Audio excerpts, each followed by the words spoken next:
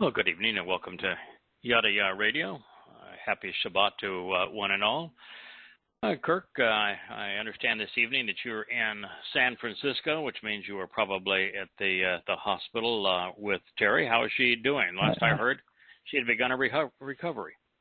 Well, she's getting a little better. We seem to go 2 steps forward and about 1.5 steps back, but it's a slow recovery because of the second operation was so rather devastating. But we're trusting Yah and moving along. So we'll hopefully it's in sight.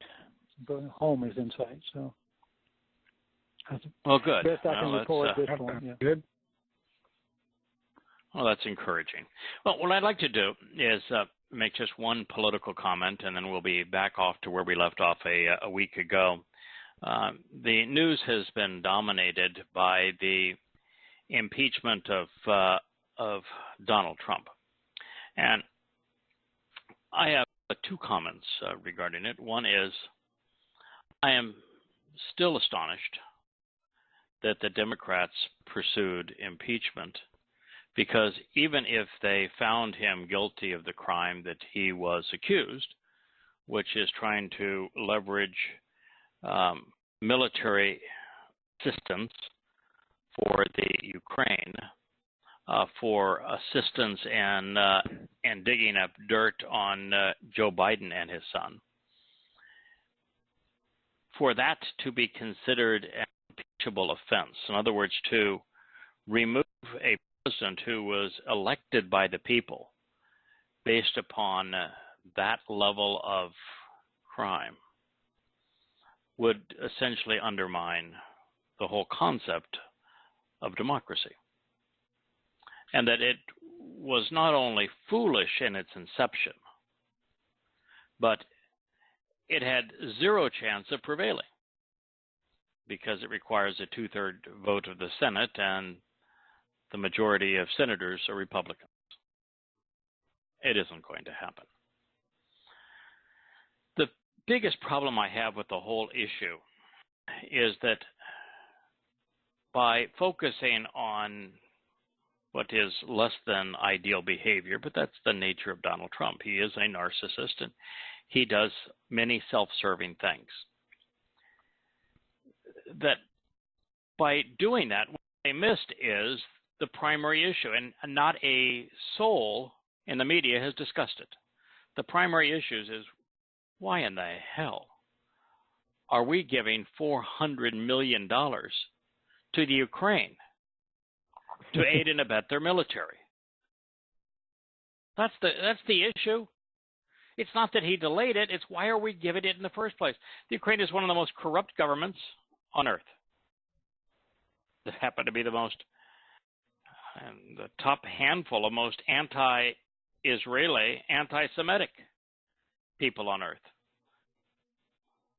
They have been part of the Soviet Union for years and were part of Russia before that, and only disassociated from a pro-Soviet government because the United States inspired an armed insurrection against the popularly elected government, creating the anarchy that exists there. And then after we had done that, we blamed the Russians and put sanctions on them, accusing them of doing what we had actually done. We are disgusting hypocrites. And it doesn't seem to be any end to our bloodlust, our willingness to exercise our military and to pay others to exercise theirs. The whole episode in the Ukraine existed for a singular purpose, and that was to create a legitimacy, one of the most illegitimate organizations on earth, NATO. Now that's the truth. I want to return to Mizmor lyrics to be sung, Psalm 89. We were on the 42nd statement. It says, "You have lifted up and exalted the upper hand of his foes and its adversaries," speaking of the covenant, "especially those who try to constrain it and limit him. You have caused all of those who demonstrate animosity towards him and rancor for it to be delighted. Now, I've mentioned this before. It may have been a week or two ago. Before this section of the Mizmor began, where Yahweh began to rail against those who would demean and diminish the importance of Dowd, it directly equated Dowd with the covenant. He became the living embodiment of the covenant.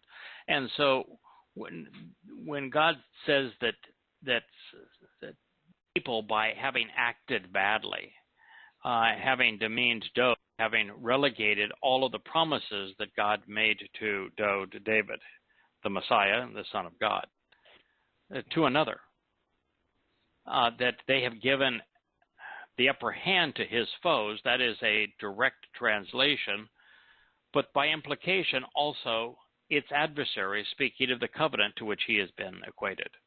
Now, technically, it isn't proper to do that, because covenant is feminine and the pronoun is masculine. But in context, the connection is undeniable. So the statement is, why have you lifted up and exalted? Why have you sought to bring credibility and distinction to, even tried to justify the upper hand, the condoning of the orientation of his foes and its adversaries, especially those who try to constrain it and him? You've caused those who demonstrate animosity toward him and rancor for it to be delighted. Now, we have to be really careful when we play into the hands of God's enemies of the covenant. And people might say, it's not fair to accuse Paul and Christians of demeaning Dowd. Well, if it isn't fair, why is God doing it? And if it's appropriate, then why did they do it? And if you say, wait a minute, how did they do it? I don't hear anybody say anything bad against Dowd. Well, you're about to. We're going to go through Paul's two mentions of Dowd, once in a speech, once in writing, both very early on in his spoken and written appeals. But beyond that, it is the basis of Christianity. Does Christianity have a Messiah, fellas? Oh, yes. Absolutely. Yeah. Yeah. Jesus. Was Jesus ever anointed by God? Never. Never. Can you tell me a single prophecy where it states that Jesus is going to be the Messiah? None. Nope. Does God ever call him the Messiah? No. No. How about Dowd? Is there any Absolutely. statement? Or 3 times. Oh, sorry. Yeah. Actually, Yahweh anointed Dowd as the Messiah 3 different times. The first of those times, he said his set-apart spirit came upon him and would never leave him. 3 times. Dowd by name is specifically said to be the anointed Messiah of Yahweh on 3 different occasions. So if you take the Messiah title from Dowd and give it to Jesus, are you not diminishing the importance of Dowd? Yeah. How about this one?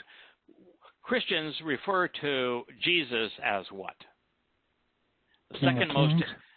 Well, they do, but what do they say more about him than anything else? That he is the Son of God. Son of God. Son of God, Savior of the world. Okay. Did Jesus, forgetting that his name was actually Yosha, did he ever say he was the Son of God? Not once. Not once. Huh. Did God ever claim that Jesus or Yosha would be the Son of God? No. No. Did Yahweh say that Dowd was his son? Indeed he did. And in fact, in this Mizmor, he even calls Dowd his firstborn. Mm-hmm. In fact, what does Dowd's name mean? Beloved. Beloved. So, have given the Son of God title to Jesus, taking it from Dowd. You mentioned the other one, King of Kings. Is there any time when Jesus was appointed king? Nope. No. Did God ever say that Jesus would be king? No, sir.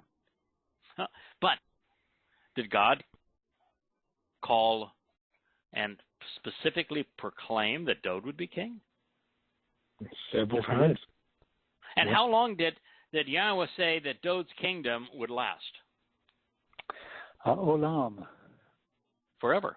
Yeah. When? Forever. So the eternal king, if it's claimed by Christians to be given to Jesus, they're robbing Dowd of that title, aren't they? Diminishing him. The second coming of whom, from a Christian perspective? Well, they say it's Jesus. We know he's Yahweh. Yeah. And what does the second Mizmor and so many others say about who is returning with Yahowah? Well, obviously it's Dowd. Dowd. So if Christians are claiming the second coming applies to Jesus, when it actually applies to Dowd, they're robbing Dowd, are they not? Yes, they are. Yeah. Was Yosha ever called a prophet by God? Yosha, no. How about Dowd? Oh, yes, several times. Did God ever call Jesus the branch from which things would grow? But that I'm aware of. Christians claim that it's Jesus of Nazareth. Nazar means the branch. They're robbing Dowd of something God gave Dowd, not to the Christian Jesus. And on it goes. And ultimately, Jesus's people become the Christian church comprised of Gentiles, where Dowd's people are robbed of all of their promises. Dowd's kingdom was Yisrael, and yet the kingdom of the Christian Jesus is the church. I mean, everything was taken from Dowd, so it's not unfair to say this. It's just reality. It's just that we have been blinded to it because we've heard Jesus called the Christ, and we're told Christ means Messiah. It doesn't. We're told that so many times. We're told that he's the Son of God so many times. It's hard for us to fathom that God never said any of these things about himself. The Christians will call Jesus the Good Shepherd, but God doesn't. No. He says that Dowd's the Good Shepherd. Uh-huh. Christians will claim that when Jesus returns, he's going to rule the earth. Well, it's not what God says. He says it's the kingdom of Dowd that's being reestablished. Correct. So, on and on it goes. So it is not inappropriate to make these claims because these claims are valid. And the consequence is enormous. The reason the consequence is so great, and we're not trying to diminish the role that Yosha played. Yosha was the Passover lamb. Yeah, he was the Passover lamb. That is an exceedingly important role. Dowd was the shepherd. Don't call the shepherd the lamb. Don't call the lamb the shepherd. They have different roles. Celebrate the role of Yosha. Celebrate the purpose of Dowd. Dowd literally defines, describes, and depicts why Yahweh created the universe, conceived life, and authored the Torah. He's the living embodiment of the covenant. God wanted a family. Dowd is his firstborn son. Now, firstborn, you say, wait a minute. Adam was his kind of a son of God. Noah was part of the covenant. Certainly he was. And, the first to really celebrate the covenant as we know it would be Abraham. And then after that would be his son Yishak. And, of course, then the covenant was reaffirmed with his son, Jacob, who became Yisrael. How can Dowd be the Bakur, firstborn son? First of all, Yahweh says he is the Bakur. So it's not much of an extrapolation to claim that it's true. It only requires us to understand how and why it is true, not if it is true. And the answer to that is pretty straightforward. And the ancient mindset in the practices of the Hebrews when this was revealed 3,000 years ago, how was an inheritance allotted? To the firstborn son. Correct. Who's inheriting the earth? Dowd. Yeah. So he's the firstborn because he is foremost child in the covenant. He's the foremost king of Israel. He's the foremost son of God. He is the one who has the lion's share, literally the lion of Yahudah share of the inheritance Yahweh has to offer. He's getting more and has more responsibility than any of the rest of us. And let me tell you, you don't want it. I was talking to a friend of mine the other day, and we had spent 2 days wrestling to try to make this program possible tonight. Spent a lot more money, a lot more time, because I'm in a place where my cell phone essentially doesn't work and where we have no internet connectivity in any normal fashion. And we spent 2 days wrestling it down so that we're doing this tonight. And I just made a comment in passing. I said, if anyone is somehow envious or jealous and say, what in the world are you doing claiming that the Nakri prophecies pertain to you? I said, my response was, you want them to pertain to you? How about it? Go for it. Let me tell you, you can have it.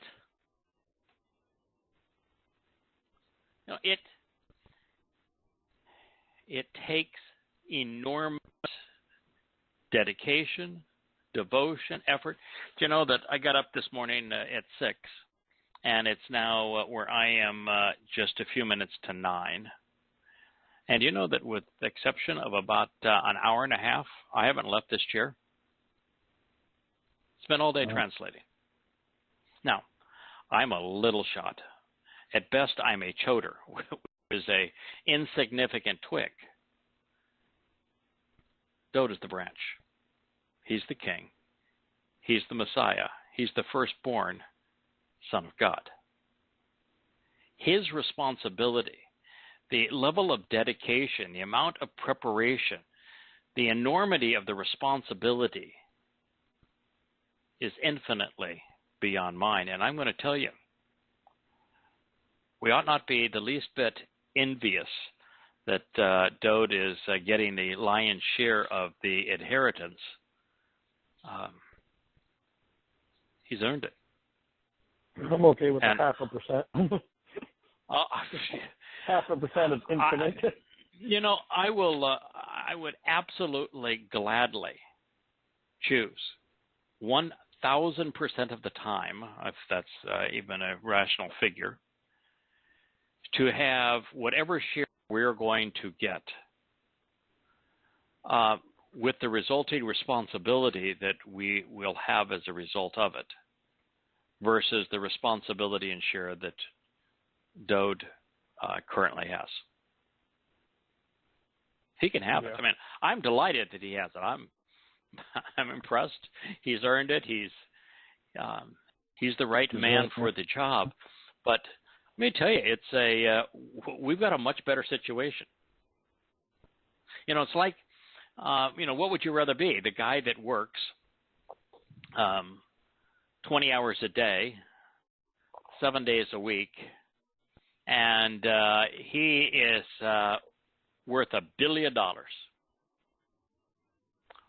Or the guy that spends most of his time studying Yah's Word, having a ball with friends and covenant members, enjoying life, that's only worth $100. Yeah, that's the reason I work the job I have. Yeah. So, yeah, Dowd is extraordinarily important, and he shouldered that responsibility, even with all of his flaws, better than any of us could possibly imagine. You know, Kirk, you've unfortunately had to witness Terry has suffered a lot, and the treatment that she has endured, and yet you find her constantly reaching out to healthcare workers and encouraging them to listen, to read, to learn, to embrace the truth. You know, she has shouldered this much better than I'm sure either you or I could even dream of doing. I believe so. Yeah, and so credit to credit is due. We ought not try to, in any way, renege, denounce, deplore what Yahweh has chosen to do with, through, and for Dowd. To a very large degree, we should be celebrating it, because not only did Dowd leave us a written and enduring legacy of exactly how he came to know Yahweh and participate in the covenant, and shared so many prophetic insights that we could learn from and grow from. Dowd was the perfect guy to do this because he was almost a bigger-than-life individual. We know so much about him, and we know that, you know, when it comes to lots of aspects in our normal life, you know, we can go toe-to-toe, shoulder-to-shoulder with Dowd. And so what we see through him is absolute proof that we do not have to be perfect to capitalize on the Torah. In fact, that we can be like Dowd, heavily flawed, and be perfected by it. So Dowd should make us comfortable, should give us enormous confidence and be reassuring, and understand that God's going to look out for his children in spite of the children's flaws. He's the perfect dad. Now, it's true that in this regard, God has made his point. He, as you would expect of any loving father, is angry and annoyed by what those who have falsely claimed to speak for him have done to denigrate his son and to diminish all that God has accomplished through him. You know, keep in mind, given the chance to work through his creation, through men and women, versus alone, God will make the choice to work through flawed men and women every time that is possible. As a matter of fact, he will go 2,000 years without inspiring or talking to or engaging with anyone if there's no one to work with. Because he is not going to violate their free will. He is not going to use a robot. And he's not going to work alone. So it's really important to understand that God works through people like Dowd.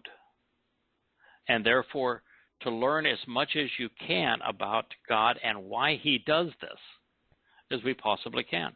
Now, why do you think that the creator of the universe, who has the power to do anything he wants,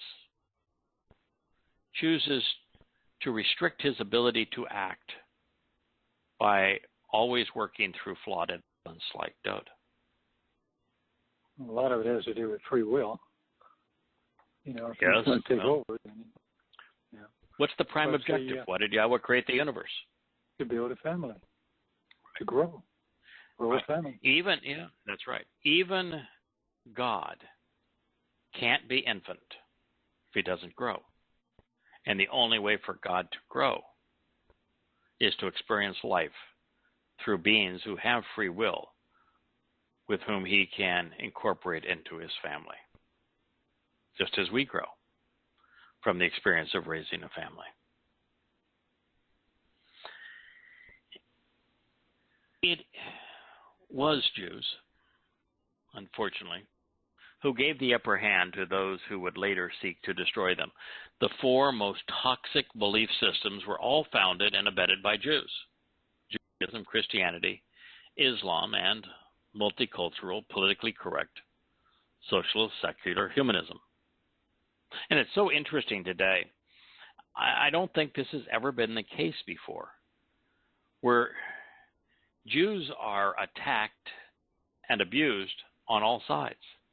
The extreme right are the neo-Nazi types, despise Jews. All manner of conspiratorial threats are made against them, all the way from even promoting the protocols of the elders of Zion as if it were real, claiming that Jews are trying to deprive Gentiles of their right to exist when it is Gentiles who have deprived Jews of their right to exist in the most demonstrable and heinous ways.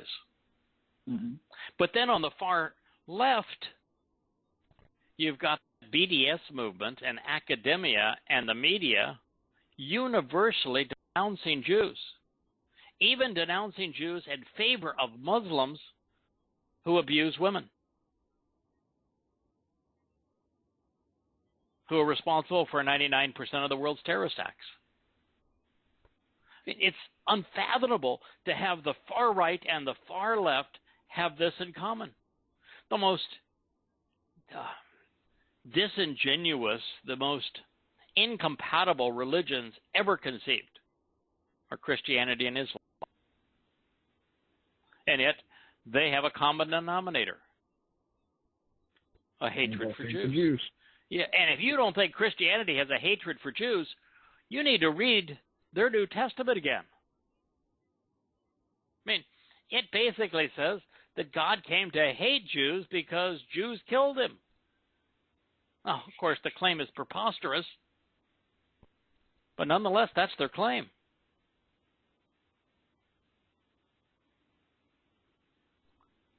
And so,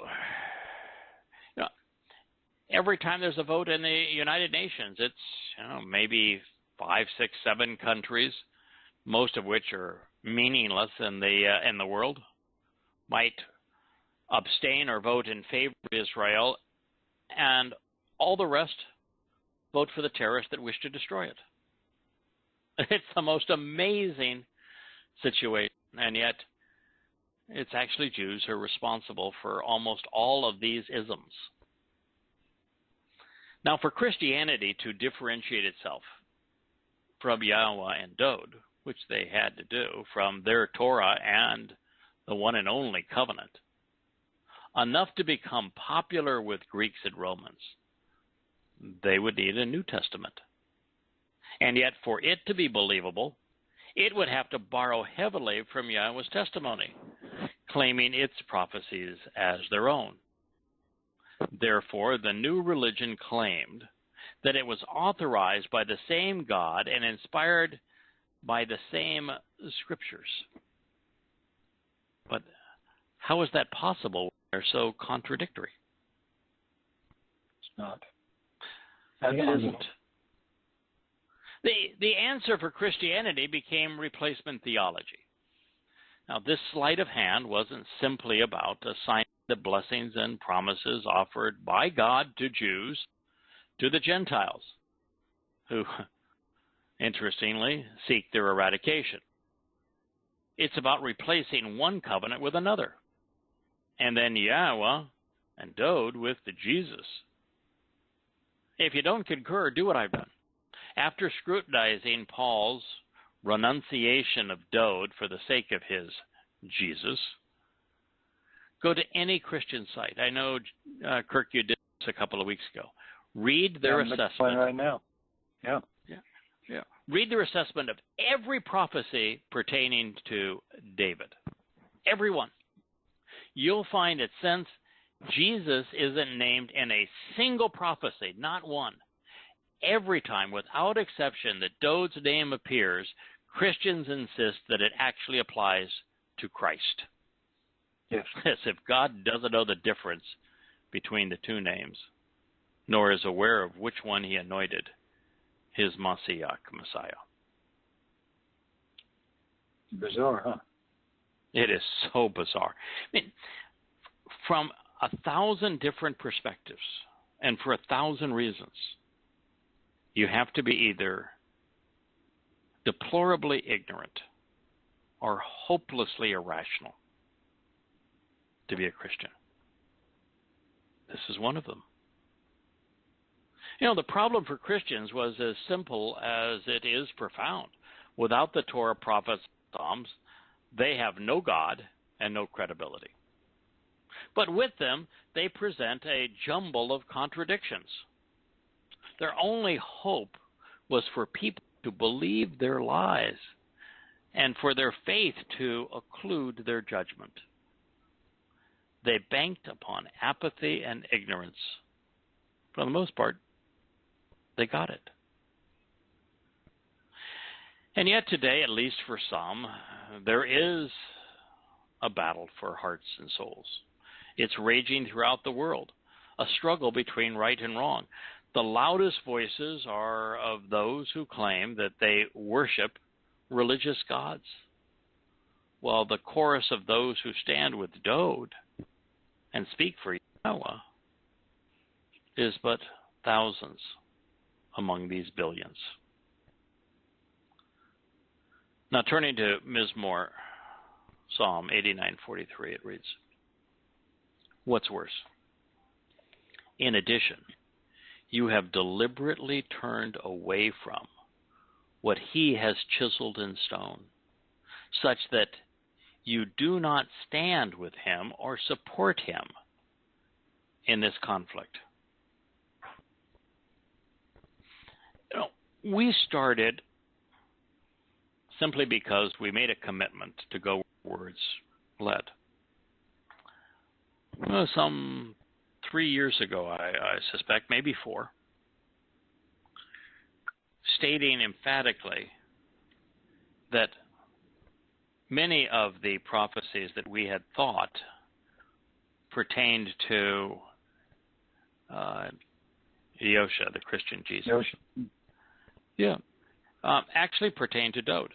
I think the one that began us towards this is the one that caused Jews to realize that Yosha couldn't be the Messiah. And that's Yeshayahu 9:6. Because in the list of statements about this individual who would be the Son of God, it says that he'd be a Gabor. A Gabor is a fighter. A Gabor is a warrior.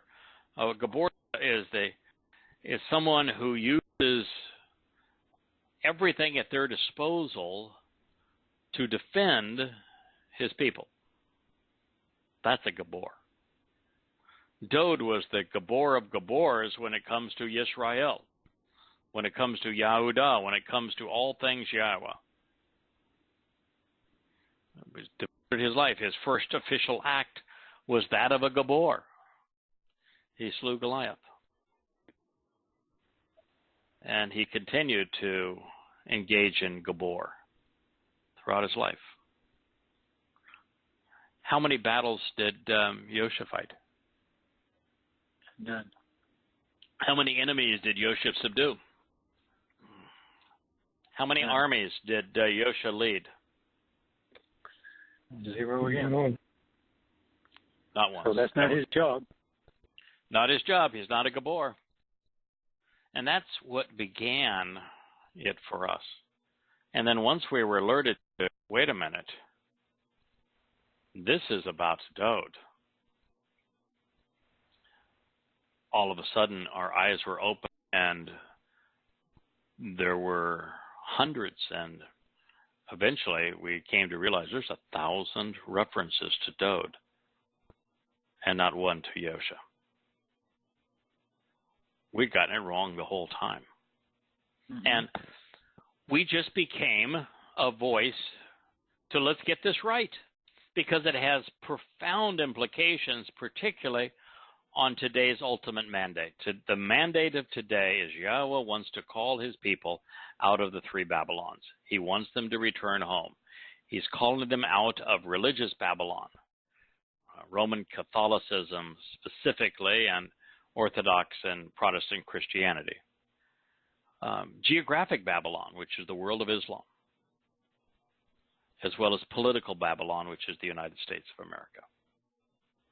He is calling his people home, and home is the kingdom of Dowd.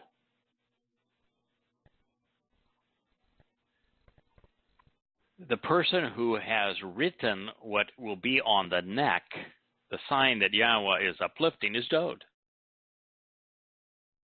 It's his words that carry the day. It's the ultimate Yahud calling the Yahudim home. It is so profoundly important because Jews for the past 2,000 years have been falsely accused of killing the Christian God. They know that there's no Hebrew named Jesus. They know that the Christian Jesus is the Messiah. They are never going to accept him, and they shouldn't. But they, for darn sure, can embrace Dowd. And beyond that, there's not a single word that Yosha spoke that any Jew could read in the language that he spoke it. And yet with Dowd, we have 100 Mizmor 25 Mashal. So much is known about him. So that's why this is so profoundly important. God then says, what's worse, you have deliberately turned away from what he has chiseled in stone. Now, Dowd did a lot of things, but he didn't write the 10 statements that Yah chiseled in stone, did he? But yet everything that Dowd, he certainly did. And everything that Dowd wrote has endured the test of time. You know, Yahweh's prophets are not equipped with erasers. You know, you don't get to change any of it. Yeah, there's in golf, you know, you get a mulligan if you're playing with friends, but there is no mulligan for a prophet. And so much of the 10 statements Dowd embodies. So, you know, we have, as a people, we fail to stand with him. You know, there may be 1,000 people now on earth, virtually all of whom have come to stand on behalf of Dowd as a result of these programs and these books. But that's a shame that there are 1,000 among a billion. You know, 1 in a million.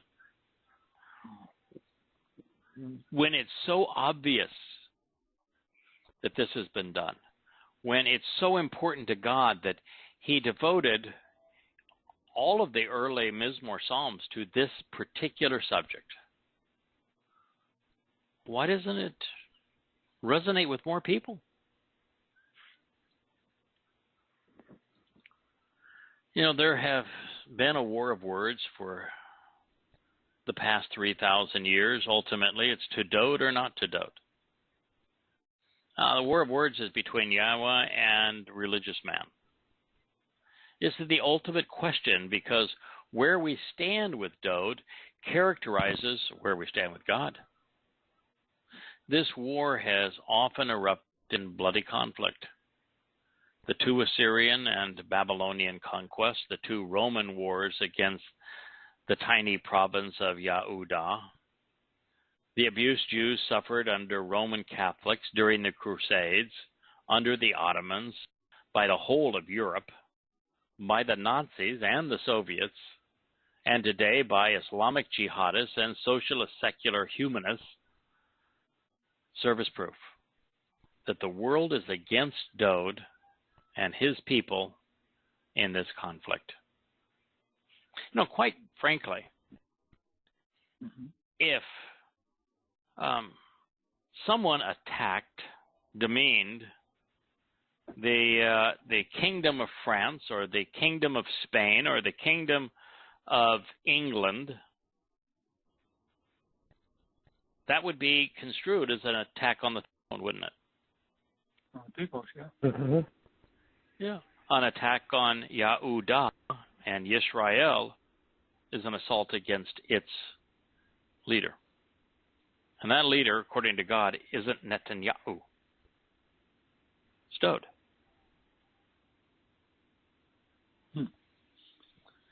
With the exception of those of you who have come to know Yahweh and his beloved Son, many through these books.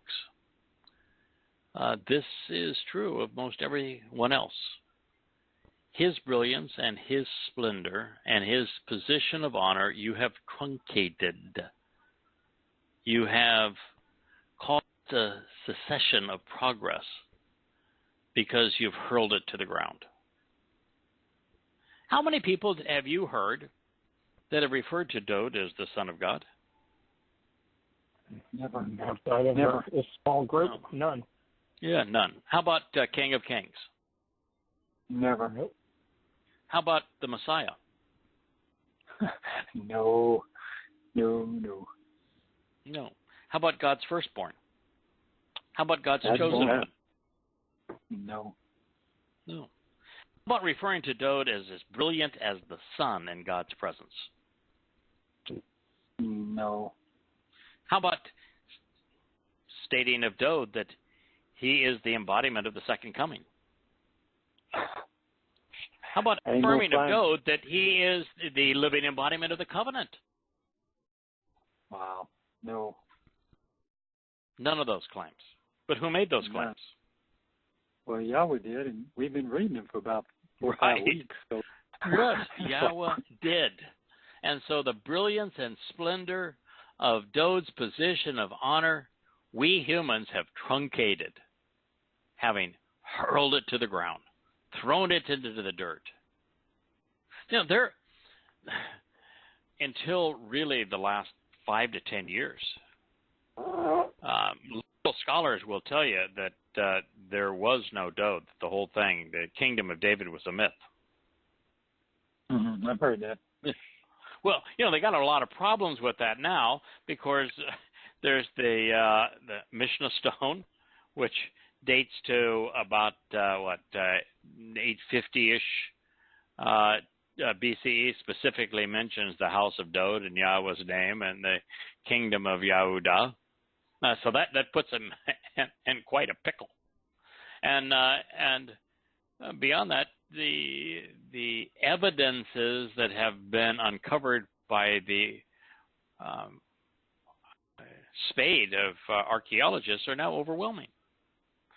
So many written statements that speak of Dowd and that go back almost 3,000 years, including home on the lower ridgeline of Moriah. It's like the world, the secular world used to denounce the Torah, saying it's all a myth. When one proof would be that the Hittite kingdom never existed. Oops. There's this. There's so much written about the Philistines. The only reason that the scholars haven't used the Philistines, of which until the last 4 or 5 years, there was no archaeological evidence whatsoever that the Philistines even existed. I don't know if you know that or not, but nothing. Yes. It was in the last maybe 10 years. There was absolutely no evidence the Philistines even existed. And and of course they were wiped out by the Assyrians. They were pummeled by the Egyptians. They haven't existed for a very long time. And you would have expected the scholars to renounce the Torah on the basis of there are no proof of the Philistines, just as they did the Hittites, but they couldn't demean the existence of the Philistines. Otherwise, why in the hell was the place called Palestine? And academics all refer to it as Palestine. How can it be Palestine if there were no Philistines? So they were in a pickle. I really knew it. But guess what? Yahweh said that the Philistines came from Crete. A year ago, we finally found a Philistine gravesite. First one ever. They did a DNA test on the Philistines' DNA. Guess where it shows they came from? Crete. There you go, Crete. Matter of fact, what's interesting about them coming from Crete, I have a very negative view of the Philistines. My view of the Philistines is the same as Dowd's: uncultured, uncircumcised, blasphemous, disrespectful, violent. A very low regard for them. But they could not have been a formidable enemy of Israel if they had been wholly and completely incompetent. Turns out the Philistines were descendants of what was in the ancient world the most advanced civilization. You know, because the United States has simply taken almost all things Rome and sanctified them as part of this government. And since the biggest religion in the world is called Roman Catholicism, you know, it's considered that Rome was the epitome of civilization. Not true at all. The epitome of ancient civilization were the Minoans. They were the Minoans. And the Minoans disappeared, virtually all of them, but not all of them, but most all of them, over the course of about 15 minutes. Yeah, the earthquakes and the actually the volcanic eruption on what is now the island of Santorini caused a tidal wave, probably 500 feet, 500 miles an hour, and it rolled over Crete, which is where the Minoan civilization was, and destroyed it in the course of 15 minutes and wiped everybody away.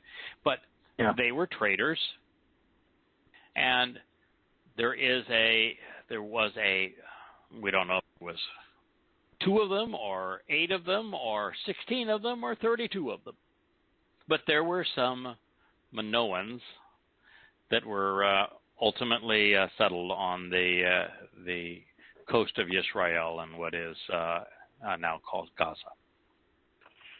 And they therefore could have been the most derelict part of that community, because they certainly didn't bring the sophistication of the Minoans with them. As a matter of fact, the only early written texts, and they're few and far between, the only early written texts that would date to the Philistines of the time of Dowd, guess what language they were written in?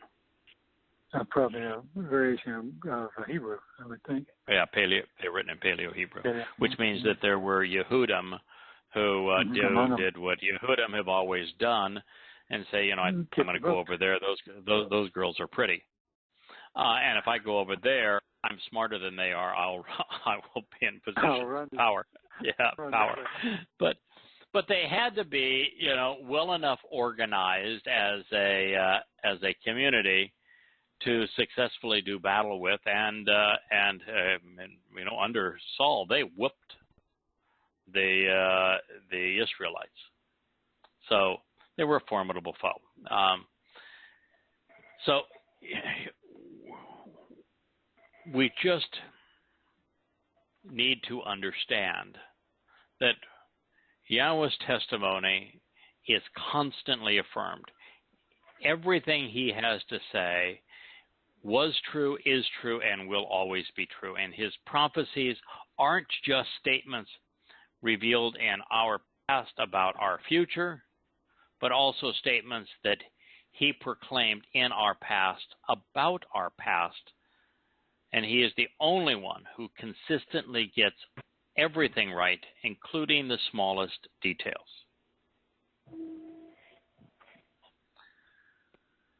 And therefore, when he inspires the likes of Dowd, we ought to trust him. Mm-hmm. This says, his brilliance and splendor and his position of power you have truncated because you've hurled it to the ground. Yes, clearly God is annoyed. He's disgusted. And he should be. If you are renouncing one of my sons, I'm going to be annoyed, particularly if you're lying about him, particularly if the things that he has done that deserve credit, you've claimed for yourself. Dowd is God's firstborn son, his most beloved, and religious man has consistently throughout time stolen the things, his accomplishments. And so God's annoyed. The religious who claim to seek God's will are far more comfortable disregarding it. Dowd was chosen by Yahweh and anointed with his spirit at a very young age. And from when we have discovered his best writing and his most profound spiritual insights all came to him when his mind was young and receptive, when he was fraught with the fewest distractions. Yeah, there is really a lesson there. JB, you have this advantage. Kirk and I don't. You know, I came to know Yah when my mind was less receptive, less elastic, when it took more effort to bring the pieces together. Now, there's an advantage for us, and that I think our judgment grows with time and experience.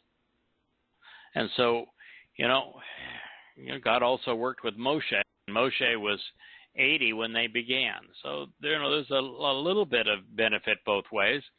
But while Yahweh never begrudged Dowd of any of the things that he came to enjoy in life, with exception of having dealt badly with a covenant member and sending him off to war, hoping that he would be killed so that he could take his wife, Bathsheba.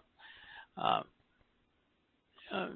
Yahweh wasn't at all concerned that Dowd lived a rather full life, and as a matter of fact, when you remember the passage we were considering not too long ago, and Dowd is saying, I live in this beautiful house of cedar, and God's out there in a tent, Yeah. And God said, hey, when did I ever ask you to build me a house of cedar? Did I ever ask you to do that? God, no. He says, no, I'm glad you got your house. I'm glad you're celebrating. You didn't have a problem with Dowd having 7 wives or even 10 concubines.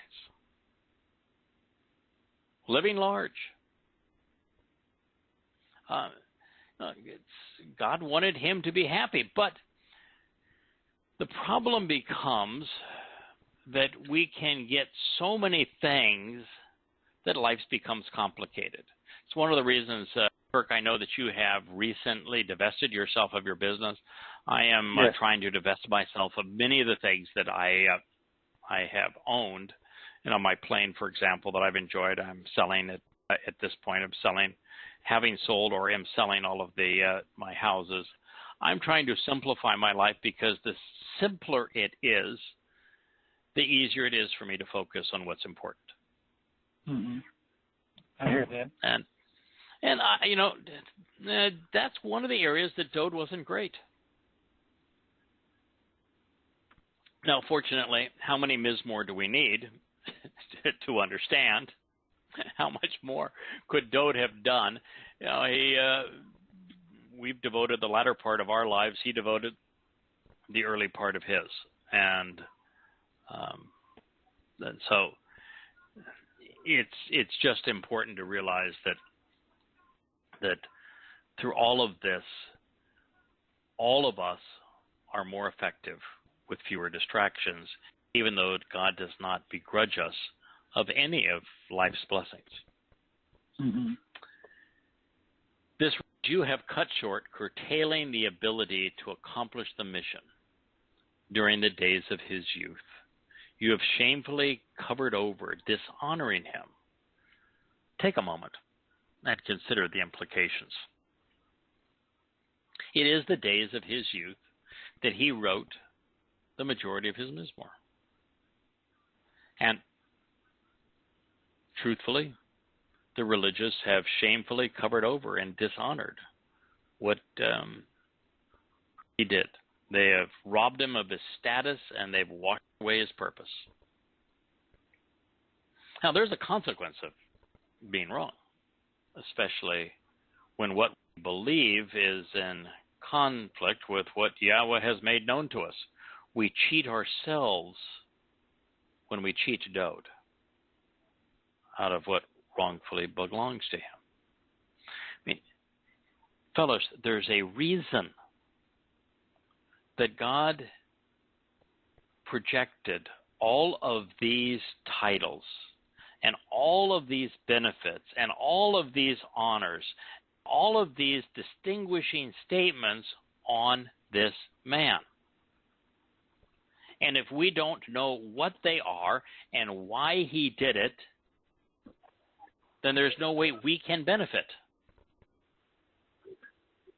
Isn't that the whole purpose? So that we can grow and learn and understand and be right and benefit? I mean, how do you respond correctly if you don't know what you're responding to? And so God has this example, this exemplar. It's Dowd. Learn from him. Come to understand what he is teaching us, and then you have a much higher likelihood of being right and therefore responding appropriately. Take a moment and consider the implications.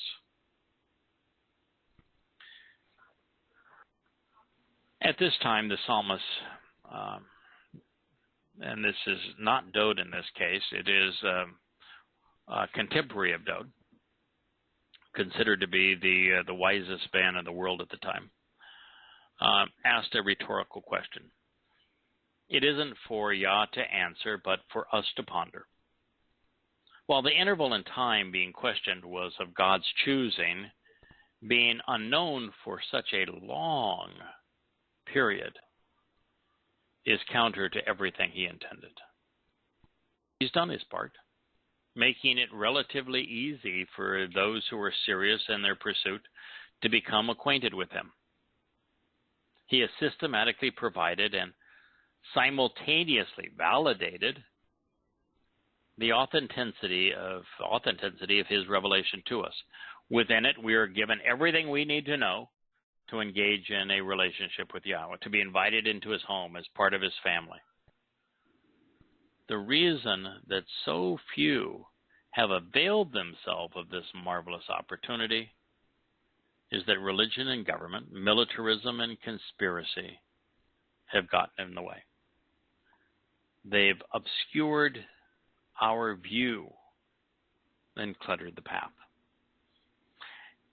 There is a reason that there is a prerequisite for engaging in the covenant, which is to walk away from the corrupting influence of religion and politics, from one's country and the family of man, from the culture that we have been indoctrinated in.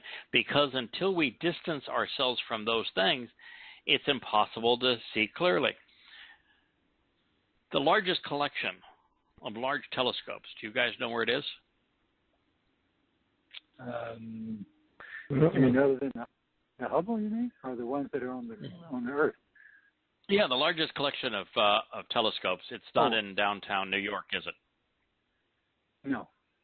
No, it's not in London or Paris or in Beijing, Mexico City.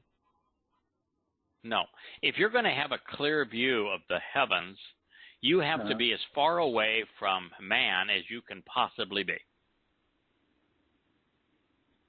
So the largest collection of telescopes happens to be on Mauna Kea, which is in the center, about 13,000 feet high, on the big island of Hawaii. I can tell you, having been there many times, there isn't anything around them. I mean, you can see them from like Kona is the closest community, which is tiny, and you can see it way up there in the sky. But if you want to have a clear view of the heavens, you got to be a long way from man. They're there because there is no light pollution there. Makes sense. So for us to have a clear view of Yahweh's testimony and who he is, what he's offering, and what he's expecting in return, we have to distance ourselves from the corrupting influence of humankind.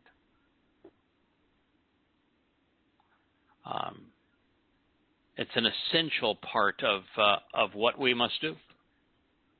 And that is what's being suggested here.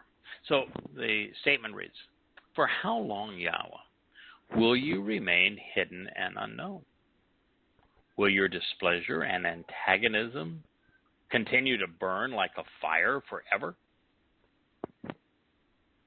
Now, Dowd, compatriot, wrote these words about Dowd, inspired by Yahweh, just shy of 3,000 years ago. Since that time, Yahweh has revealed prophetic insight through Yeshayah, Yirmiah, Malachi, Zechariah, Hosea. You know, the possibility of through Yahukanan, though I wouldn't bet the farm on it. Yeah. That's it. The reason I'd say I wouldn't bet the farm on Yahukanan is that so much of the Christian New Testament is rubbish. You know, maybe, I don't know, somewhere between 90 and 100% of it.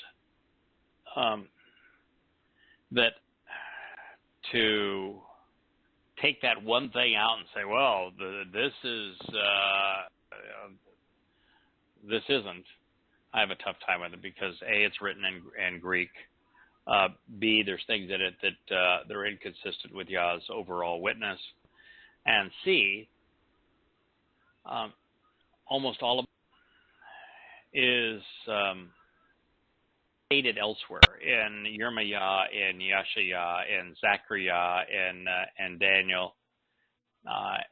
It's affirmed elsewhere, and you say, all right, well, all you had to really do is put together some of these same statements and, you know, come out of Babylon, my people, come out of her, my people, with that being Babylon. It's stated in Yeshayah and in Yirmiah.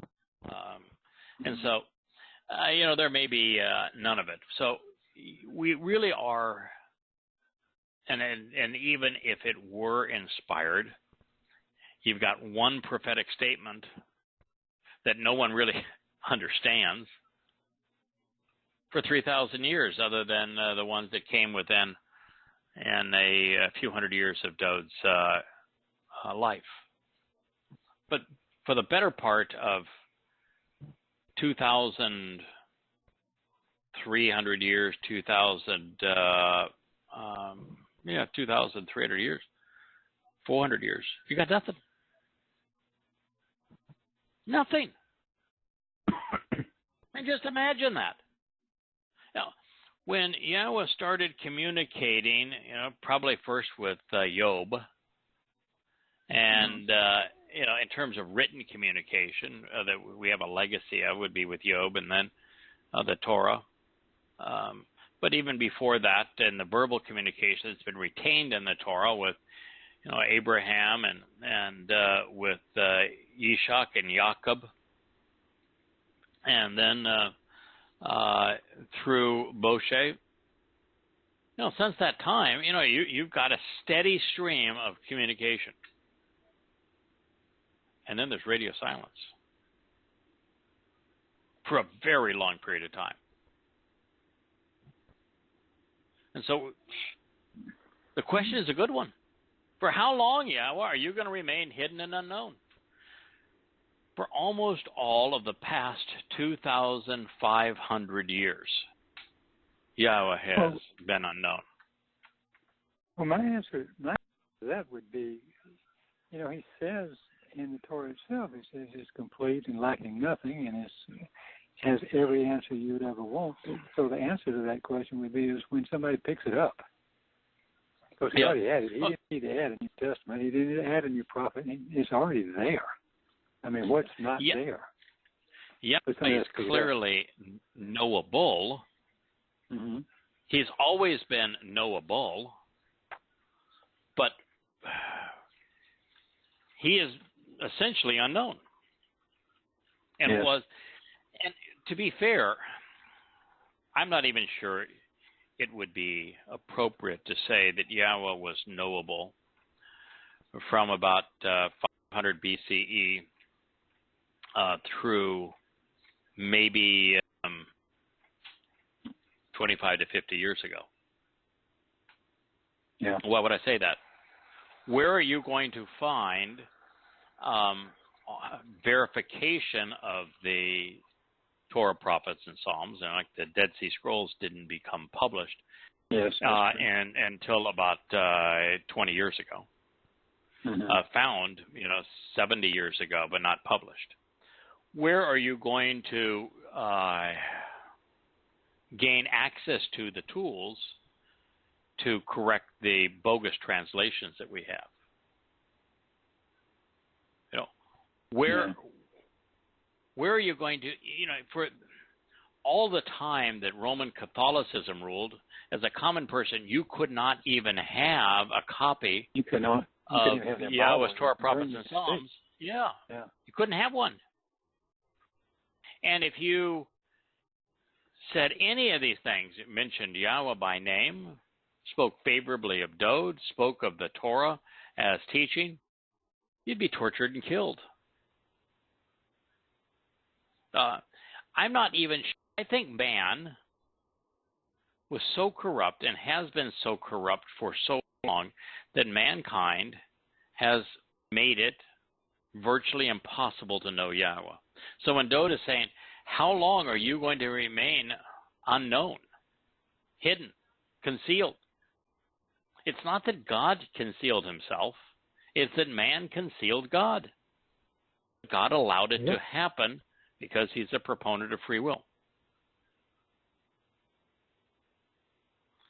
So it's a very real question. Yes, was God knowable if you picked up a copy of the Torah, prophets, and Psalms and made a genuine effort to study the Word so you know what he said? Yes. But was that be done in a practical way? Probably not. And what was the incentive? I know what the disincentives were: a torturous death. Yeah. And let's just say that somebody did what we chose to do starting about 18 years ago. How would they communicate it? How would anybody else know about it? Until the internet, because there is no way that mainstream media, whether it be publishers and then newspapers, then radio stations, then television stations, there is no way that they're going to communicate this message. They still won't. There's no way they're going to communicate this message. So what does that mean? Until the internet made it possible. Even if somebody did what we have done, they wouldn't have been able to share it in a meaningful way. So we really, until the past 20, 25 years, it wasn't possible to know who Yahweh is.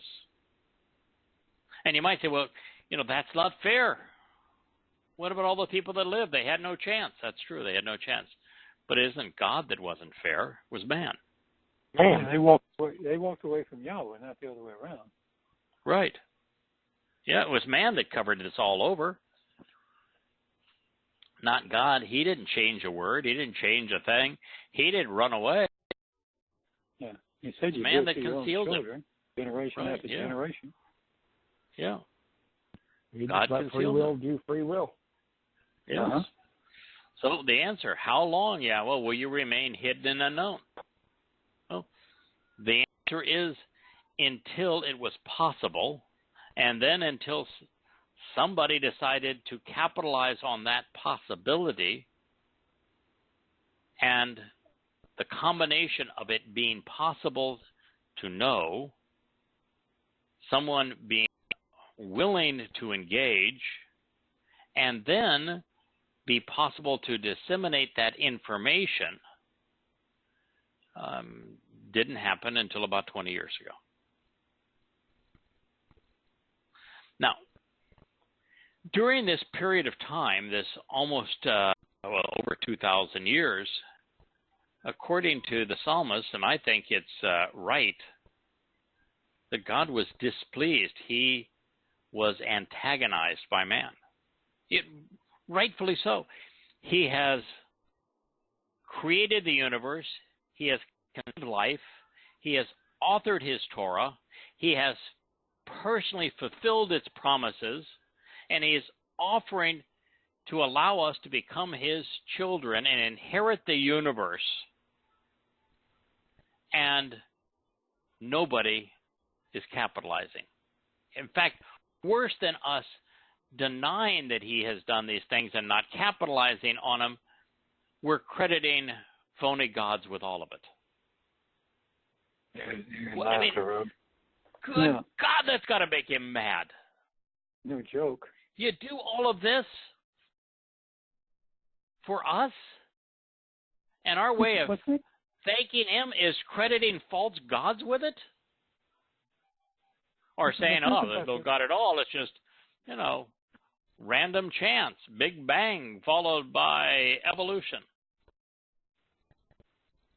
Excuse me. Of course God's upset. He's not the jovial, all-loving fella up there in heaven that wants you to blow smoke at him. Praise him? No. He's mad as hell. His indignation burns like a fire. It's just not going to burn forever. But it has been a very, very long time, at least by our standards, but perhaps not by God's. Time does not flow for him as it does for us. The 2,500-year interval from the last of his acknowledged prophets, which is Malachi, could have passed as we would perceive days. Unlike creatures bound to the earth, Yahweh, as a spiritual being, determines how he experiences time, varying its pace and its flow to suit his needs. Kind of interesting. We will be able to do the same thing.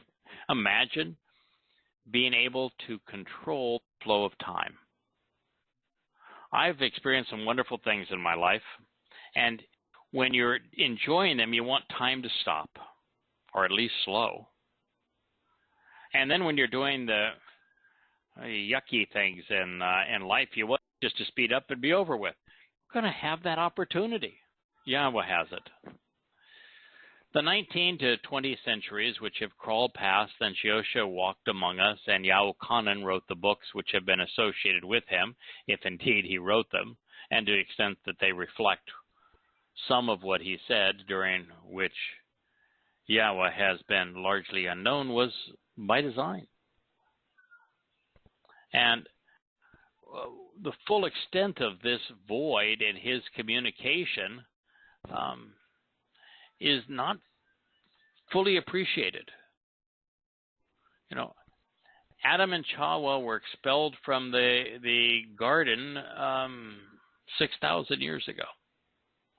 6 laborious days would transpire before Yah's creation would be invited back inside. And so, this is the period of time that we're experiencing. And as we draw close to it, it's time for us to be involved, to engage, to share the truth with all who will listen. So we're nearing the conclusion of this interval. In fact, we may have already passed the time where Yahweh is hidden and unknown, because we've certainly come to know him. Mm-hmm. And so to some extent, we know how much longer Yahweh is going to remain hidden and known, at least to his people. Well, we know that he is returning on Yom Kippurim, the day of reconciliations in year 6000 Yah, at sunset, 2033 in Jerusalem. He is becoming known again by name and word. And that is his stated purpose for his choder, for his nakri, for this observant foreigner and his neck banner, all of which are focused on his words and people. It's a role that we're playing.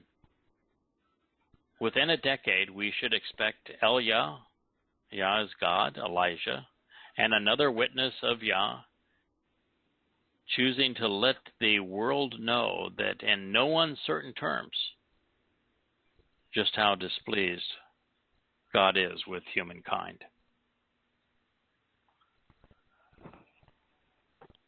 "3,000 years ago, when these words were written, even if Dowd understood the extent of God's burning indignation, 30 centuries would have seemed like forever. And yet after God pursues reconciliation and begins to camp out with his people at the commencement of the 7th day, his disappointment, along with Dowd's, will turn to joy, just as Eden has foretold.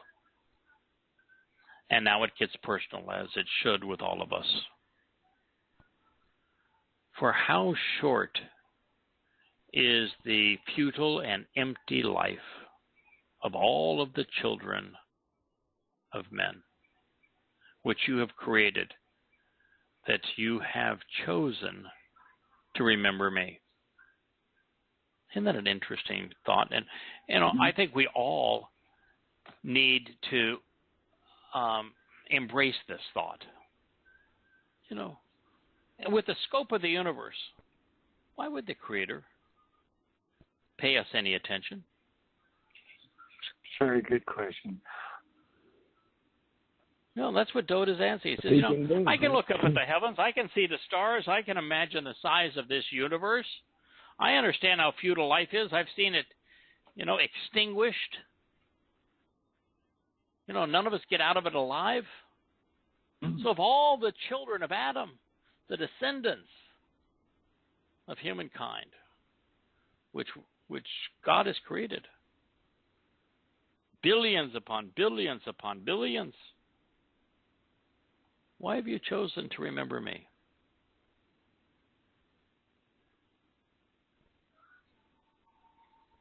Now, I think Dowd answers this important question. That's my contention anyway. I think he is the answer. Yahweh found him interesting. There are characteristics in that man's life, aptitudes, attitudes, that God found useful, entertaining, endearing. And so if you want to know this question, and it's a powerful question, why us amongst the billions of people who have come this way? Well, in Dowd we find the answer. Dowd engaged in the work of Yah. Dowd devoted himself to learning everything he could come to know and understand of Yah. Dowd devoted himself to sharing in the most articulate way what he had experienced. Dowd bowed his back and stirred up against evil. If someone was opposed to Yahweh or his people, He let them have it in both barrels. No. Dowd characterized the reasons that Yah chose him. And we should keep that in mind. God's not just looking for someone that says, okay, I get it. Here's the terms and conditions of the covenant. God has asked me to walk away from religion and politics. Okay, I can do that. God's asked me to walk to him and become perfect. Well, I can celebrate the Moed Mikre where I'm doing those exact things. You know, God has asked me to trust and rely upon him. Yeah, that sounds reasonable.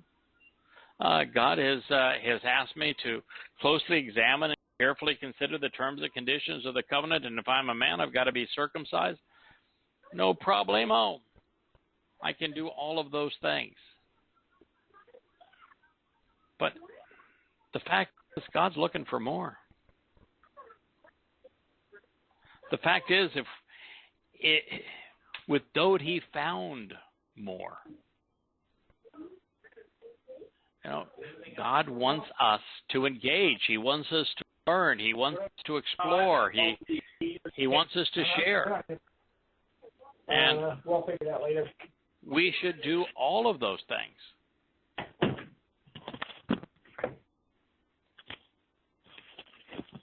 You know, most of us have pondered the question that Dowd is asking. Actually, not Dowd, but this contemporary of Dowd. And yet, you know, now we know. Yahweh actually initiates the relationships he desires to form, leaving our response subject to our own free will. He picks and chooses from among the men and women he encountered along life's way. Those he reaches out to must amuse him, impress him, or just pique his interest in some way. And yet they all have something in common, and that everyone has walked away from religion and politics prior to Yah's introduction. They're all willing to listen, even go where he was leading, no matter how confrontational, how unpopular, how much the truth would put us at odds with other men and women. But free will works both ways. Yahweh has it, and so do we. It's his universe, his home, and he's entitled to invite whomever he pleases, especially since he's inviting us to spend eternity with him, at least so long as he is consistent in his approach. That isn't to say that it's impossible to find Yahweh independently, but as the previous statement suggests, God is hidden to most and remains so. The reason so few know him is because men like Shaul, Paul, have plagued the world with their lies. So just as Paul was called out and named the plague of death in Shabbat, the son of evil is similarly identified in the 89th Mizmor. It's his hand that wrote 14 of the New Testament's most deadly books. And truthfully, I've written this and I've had Christian scholars criticize me about it because I've said that Dowd is directly or indirectly responsible for half the Christian New Testament. And actually, I underestimated it, but they said, you know, that's not true. You just add his 13 books together and you get, I don't know, what, 25% of the New Testament, not half. So this is lousy scholarship. Well, they didn't read what I said. Dowd is the subject of, the author of, or responsible for inspiring half the Christian New Testament. Luke was Paul's co-worker by his own admission. You know, Paul specifically said, Luke is my associate, my co-worker. Well, the book of Luke is heavily influenced by Paul. The book of Acts is all about Paul. Hebrew reads like every one of Paul's letters. You add those things together, and that's half the Christian New Testament. But there's more. The book that claims to have been written by the disciple Mattaniah, there was no disciple Mattaniah, is so heavily infused with Pauline doctrine, it's easy to recognize that it was written by a Pauline devotee. And you add that as well. And you realize the book of Jacob, whoever it may have been written to, was written as a rebuttal to Paul. And 2 Peter, if he indeed authored it, is written as a rebuttal against Paul. I mean, he's the dominant factor of the Christian New Testament. And yet his lies are believed and held in esteem well above Yahweh's. You know, if you read to a Christian something that Yahweh said, use his name and talk about his Mekre and existing forever, the Shabbat, enduring forever, the promises he made to his people forever, the covenant enduring forever, the fact there's only one of them. If you say any of that to a Christian, they are fighting words. They will renounce them and instead cite something from Paul. So, you know, humankind continues to displease God, continues to lead people away from God. This is how this reads. It says, what man can live and never see death as a result of the plague, saving his soul from the hand of Shaul? So here in this marvelous mizmor devoted to Yahweh affirming that all the claims that Shaul made regarding Jesus Christ did not belong to him, but were instead bequeathed to Dowd, he reaffirms that Shaul is the plague of death. And for anyone that wants to say, well, this is the hand of hell, hell doesn't have hands. And you got only two choices here. Shaul, the name of the given name of the author and inspiration between the half of the Christian New Testament, or Sheol, which are written the same way. But I got news for you. Hell is not a plague. Sheol does not have hands. So the individual that would struggle today as a result of the plague, trying to save his soul from the pandemic, well, the pandemic was spread and conceived by the hand of Sheol. And Shaul used his hands to pen his letters. This is an overt, irrefutable condemnation of Shaul. Once again, naming him specifically. The statement, Mizmor, Psalm 89:48, ends with, pause now and consider what this implies. Do you think that those who lug around the Christian New Testament attached to the Old Testament, which includes this prophecy, ponder the implication of what man can live and never see death as a result of the plague, saving his soul from the hand of Shaul, and that they consider what that means? Do you think that there's a possibility that King Shaul is the person here, that King Shaul has somehow plagued anybody's soul?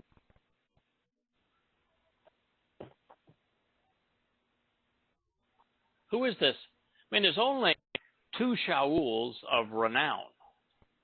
Mm-hmm. One might have plagued his own family, might have plagued Dowd to some degree early on, but has no influence on anybody after that fact. And matter of fact, when this was written, Shaul was long dead and wouldn't plague anybody anymore. So it can't be him. There's only one other Shaul of renown. Paul. You know, it was before we realized how important Dowd is to Yahweh. He's the Son of God, the Messiah. We had come to know that Paul was a false prophet, that Paul's words contradicted God's, that he was the Torahless one, truthfully the Antichrist.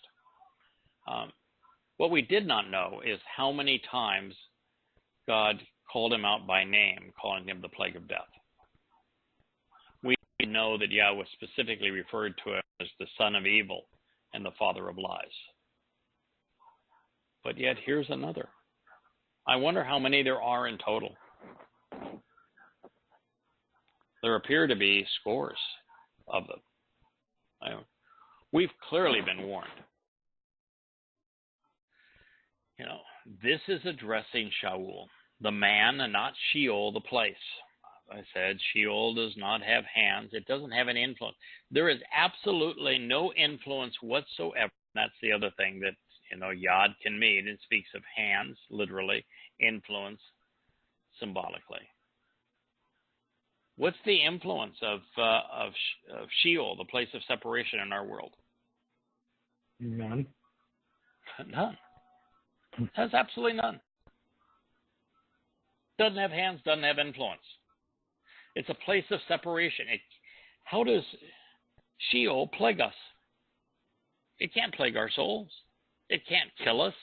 In fact, Sheol, you know, that talks about death as a result of the plague, dying from a pandemic. This is so clearly not Sheol, because in Sheol, is anyone capable of dying? I mean, everybody would want to die. Does anybody die in Sheol? No. No. No. No. Sheol is the place of eternal life separated from God. And so Sheol could never be a place of death. So this cannot be Sheol. It's Shaul. It's Shaul who wrote the 14 epistles which have plagued humankind. It is under his influence that Christianity was conceived and popularized among Goyim, Romans and Greeks.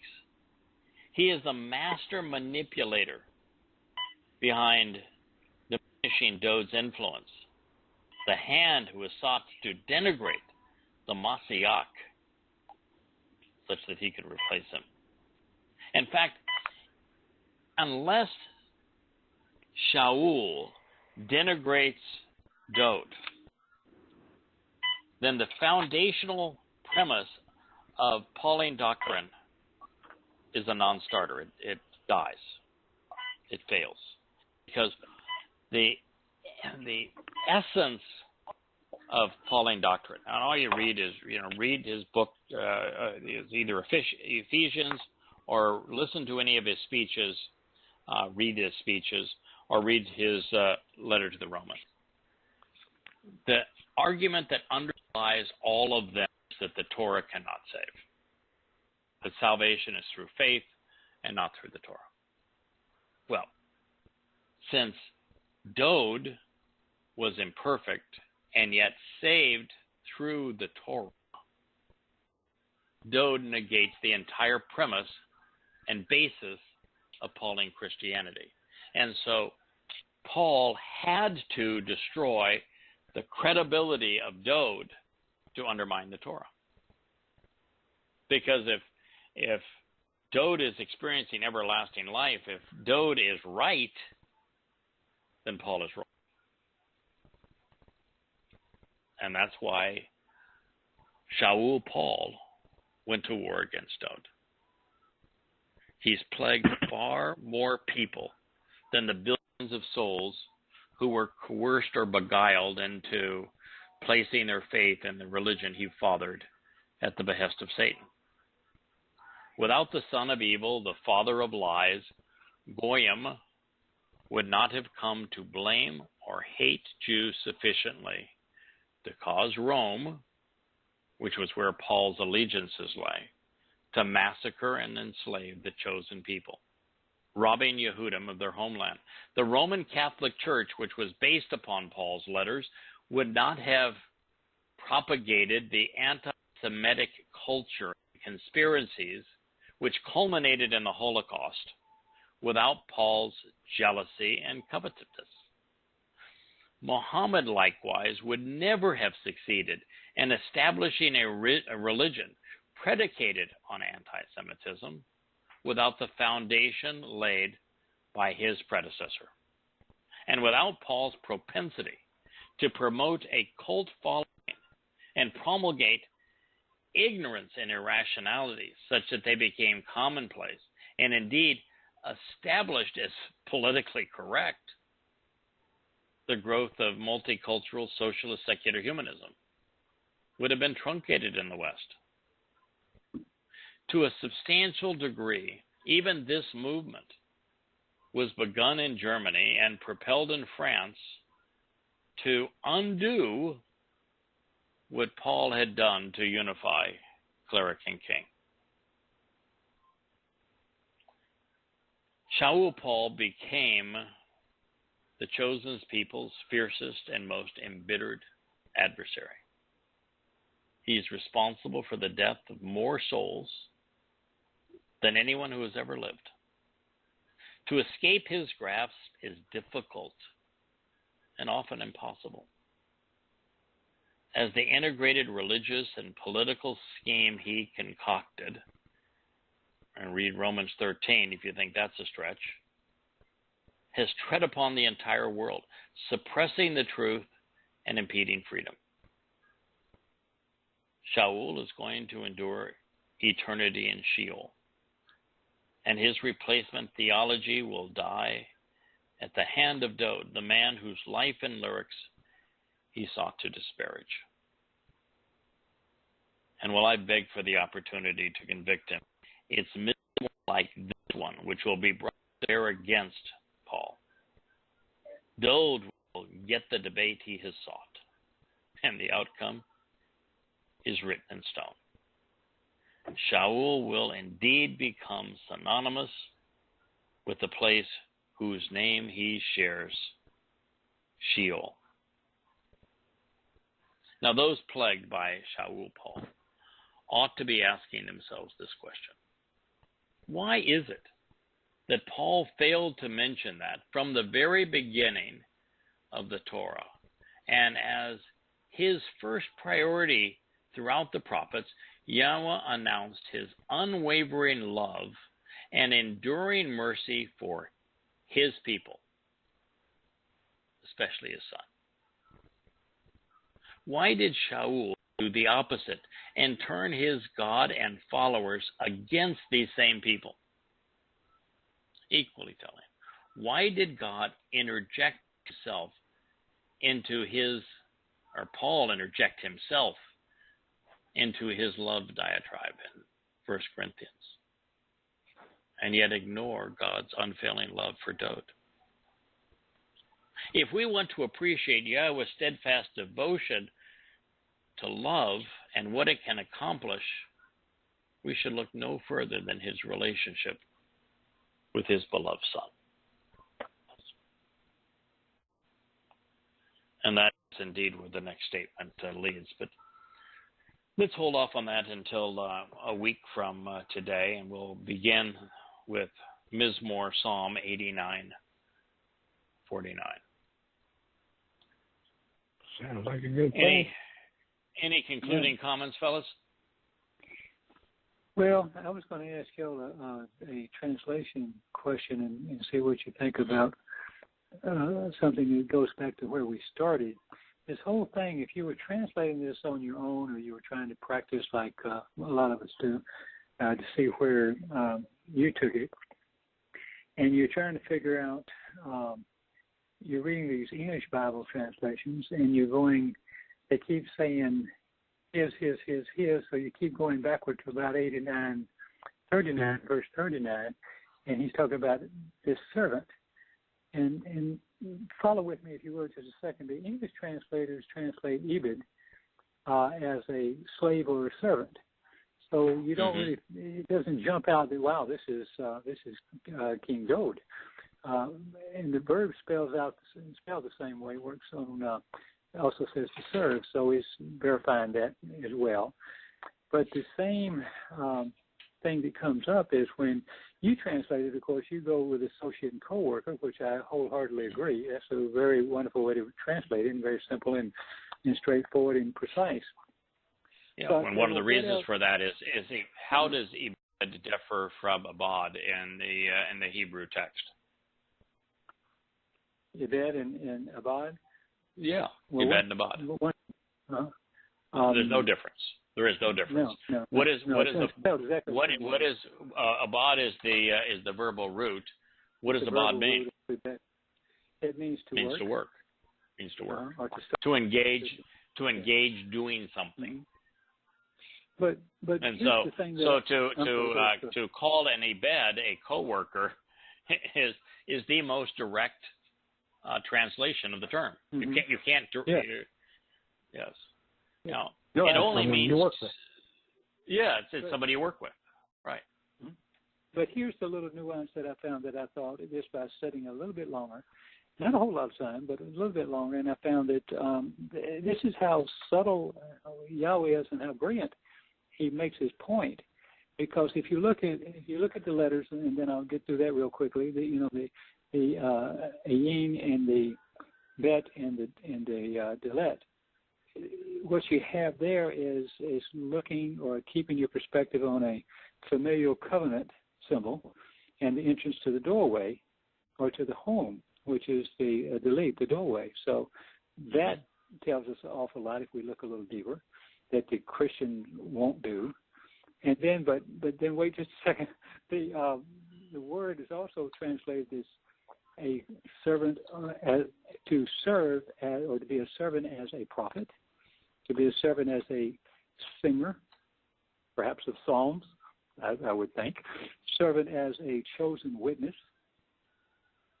And also I found it's an ideal servant endowed, that's a funny word, isn't it, endowed with the spirit or the Ruach to be the covenant of Israel and the light to the nations.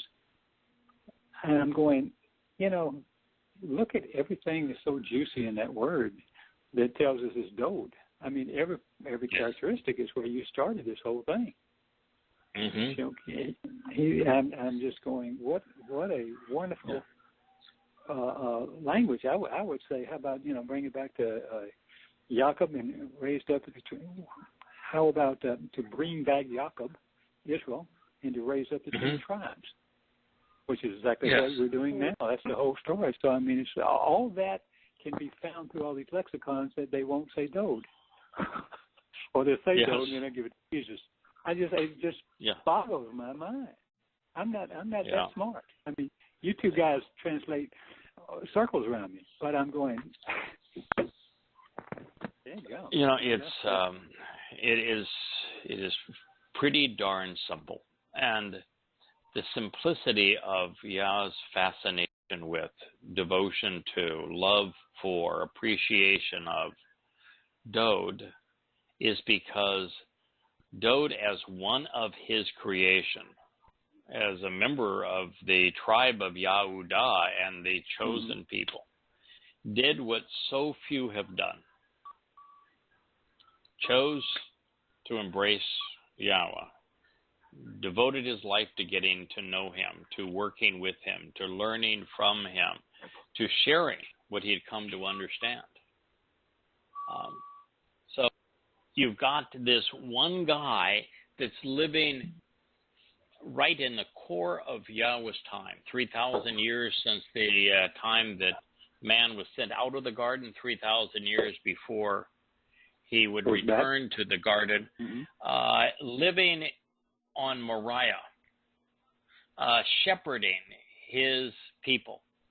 And this one guy gets it, is used every gift that he had to come to understand the Torah, come to know Yahweh, relate to him, engage with him, be about his work. Why would anyone question Yahweh's devotion to this individual?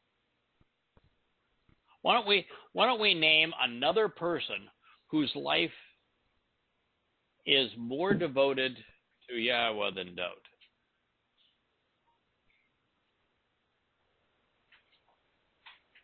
Who made a bigger contribution? You can't, because if you go to Moshe, Moshe for 40 years reluctantly went to Egypt and led the people out with Yahweh doing 99.999% of the work. But even in the Torah, Moshe has a contribution to the Torah. It's Devarim. Devarim shows Yahweh doing his thing, working with man to convey its merit. And so for the period of time that he's revealing Devarim, Moshe is doing a tremendous job. For a period of time, Noah engaged with Yahweh. For better part of his life, Yahshua did, but what Yahshua is doing is simply saying, this is what Yahweh said. Dowd's making this enormous contribution, studying the words of Yah, and then conveying what he has learned in his own words. Oh, that's powerful. There's nobody that did more. And for someone to say, well, let's worship Jesus, what a stupid idea. Oh, first of all, Yosha, even if you knew his name, is the diminished manifestation of Yahweh. Why would you pay attention to the diminished manifestation as opposed to Yahweh? Yeah.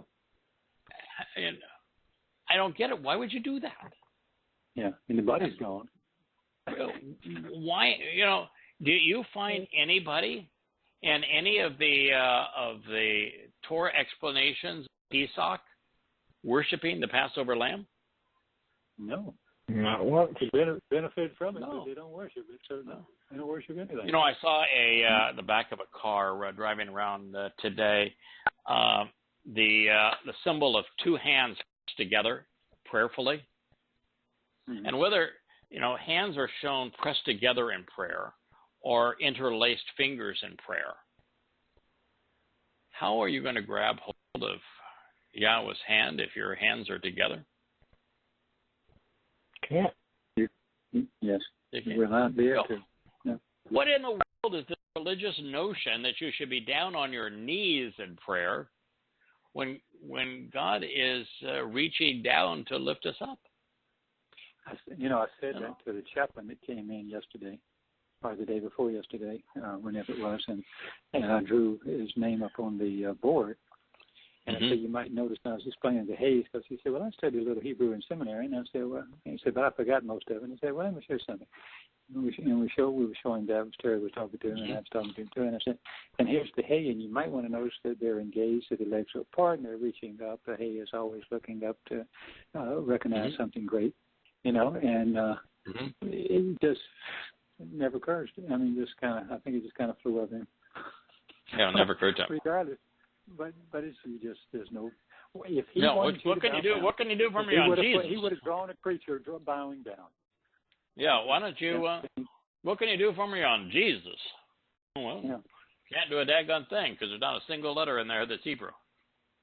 No. Not a single letter there that's even Greek. Not that would matter. No, J is 400 years old. What are you going to do? Not even a single letter that's Latin. Not that would matter. Yeah. Oh well. Yeah, Ebed is a marvelous term, and the fact that Yahweh calls Dowd his Ebed, co-worker. Yeah. is stunningly powerful because it defines the purpose of the covenant, the purpose of our existence, purpose of the universe, purpose of everything. I just didn't God realize wants, it was that deep. Just really, yeah, wow, what a word. That's yeah. a good word. Yeah, man. God wants us to be his co-workers because Mm-hmm. he doesn't work alone. And let's go do something together. Yeah, I think there's sometimes some resentment when we claim that God has called us out to do these important things. Well, the fact is he wants all of us to be his co-workers. All of us. Yes. So rather than being somehow intimidated by, jealous of, envious of, adverse to someone that says, I'm doing this on behalf of Yahweh, join them. Do the same thing. Agreed. It's worthwhile doing, and God wants us to do it, and you'll find great benefit in doing it. Great pleasure. You have, Kirk, have gone through a lot these last 2 months, and yet the thing that has probably brought you the greatest joy and happiness and contentment is when you say, for a while I'm just going to return and study and translate and learn and be prepared to share. Mm-hmm. Well, it is my other part of life. It's it's family and there's Yahweh, or both, I guess. But the way I'm doing it at this stage right now, so I'm there for both. But I don't want to let one of them lapse either. So yes, it's quite a joy to be able to do this, whatever level capacity you can. Yeah, I agree. But Terry, and what she's going through, I can't describe what she's going through. It's really, and she finds time to talk about Yahweh to people. I marvel at it. Truly. Yeah. I just sit there and go, wow. It is, and we're our earthly existence is finite. Our eternal existence is infinite, and if we can invest part of our finite earthly existence doing something that gives somebody else the opportunity to experience eternity, then it's a life well lived. That is a life well lived. Yeah. We should celebrate those things. And with Terry, that's what she's doing. We should celebrate that. Yes. All right, fellas. Well, good night. Thank you. I'm glad we were able to do this evening, and we'll be back with you this time next week. Don't even know from what place on this beautiful blue planet we'll be calling in from next week. But hey, if you want to see something beautiful, this is next to where we are right now. Look up on Virgin Gorda a place called the Baths. It's the Baths, Baths, on Virgin Gorda, something that we explored the last couple of days. It may be one of the prettiest places I've ever seen. And so you can look it up online and see the pictures of it. And it's a lovely, lovely place. So on Virgin Island? Yeah, I'm on Virgin Gorda, which is part of the British Virgin Islands. It is like so much of this region, still devastated by the storms of 2017, yeah. Mm-hmm.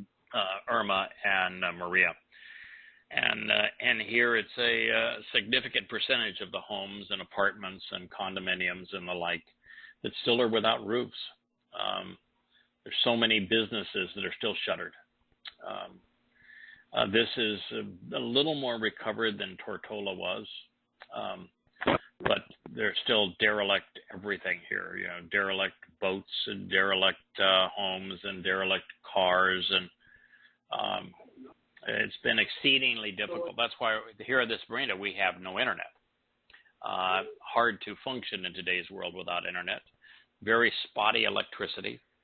And yet they're charming people, and it's a beautiful place. And yet everywhere you look, you still see the effects of that those storms. They were devastating in this part of the world. But anyway, we'll be someplace else in a week's time. Don't know exactly where that's going to be, but we'll just see where the winds and waves take us. It's nice to be free. In fact, freedom is the thing that I've come to enjoy, I think, most of all. I've been translating the Mizmor. Today's Mizmor was Mizmor 12. And Yasha, which is the Hebrew verb that is most often translated saves. Salvation is really a distant connotation from the primary meaning. Yahweh delivers us. He liberates us. He frees us, removing us from harm's way, such that the result is that we are saved from the harmful influences of humankind, from religion and politics in particular. But it's liberty that he gives us, and that is so important, because what's free will without liberty? Mm-hmm. And what's the opposite of laws to obey? Freedom to enjoy. Freedom. So more than any time in my life, I feel free, liberated. I don't know what tomorrow's going to bring. I'm not going to be worried about it in the least, because we're free to enjoy it as it comes. Freedom. Yep. All right, my friends, be with you, and looking forward to being with you this time next week. May Yah bless. Happy Shabbat. Have a good Shabbat. Shalom. Good night. Good night. Shalom. Good night. Good night.